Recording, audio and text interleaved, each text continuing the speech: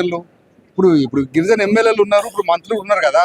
ఏ రోజన్నా అసెంబ్లీలో కానీ ఎక్కడన్నా సభలలో కానీ ఈ రాష్ట్రంలో దాదాపు 40 లక్షల జనాభా ఉన్నటువంటి ఆదివాసుల గురించి మాట్లాడే సందర్భాలు లేవు కదా. ప్రభుత్వాలు కానీ పాలకులు కానీ ఇప్పుడు మంత్రులు కూడా కానీ ఏ ఉన్నా కానీ రాజకీయంగా వాళ్ళు మాట్లాడుకోవడం తప్ప, పొరుగుల గురించి మాట్లాడుకోవడం తప్ప, వాళ్ళ బడ్జెట్లు కాంట్రాక్టులకు సంబంధించిన ప్రజలు ఇచ్చుకుంటూ వాళ్ళే చేస్తారు తప్ప. కానీ ఇలా ఎస్సీల కోసమో బీసీల కోసమో లేకపోతే వాళ్ళ ముఖ్యంగా ఆదివాసీ గిరిజనుల బిడ్డలు ఇలా మొత్తము వాళ్ళ అడవి మొత్తం నాశనం అయిపోయి ఇలా మొత్తం ఏది మా పెట్టుబడిదారుల వ్యవస్థ వచ్చి మొత్తం అడవి ప్రాంతాన్ని మొత్తం ధ్వంసం చేసి ఇలా కుల వృత్తులు పోయినాయి. ఇటువంటి పరిస్థితులలో ఉన్నటువంటి పరిస్థితిని ఎక్కడ కూడా ఇప్పుడు గౌరవ శ్రీమతి సీతక్క గారు ఉన్నారు, ఆమె ట్రైబల్ మినిస్టర్ కాకపోయినా ఆమె ఒక ఆదివాసీ బిడ్డ.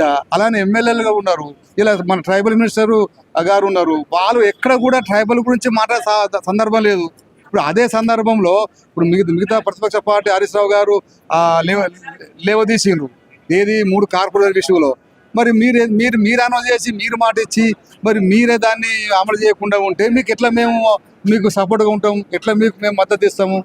కాబట్టి ఇప్పుడు ఈ రాష్ట్రంలో ఇప్పుడు అన్ని వర్గాలు నష్టపోతూ ఉన్నారు. ఖచ్చితంగా ఉన్న ఈ 3 పార్టీల గురించి అందరు తెలిసిపోయింది. కాబట్టి ఇలా మొత్తం సామాజిక తెలంగాణ కోసము రాబోయే కాలంలో ఎస్సీ ఎస్టీ బీసీలు అగ్రవర్ణ మైనార్టీలను వాళ్ళ హక్కుల కోసము నిరంతరం ప్రజలలో ఉంటూ పోరాడుతున్నటువంటి కవితక్క రేపు పెద్దపీడ పెడతారు. ఇది ఖచ్చితంగా జరుగుతుంది. రేపు 26 తారీఖు అటువంటి ఆ పెద్ద పార్టీ అది మొత్తం సంచలనం దేశంలో రాష్ట్రంలో.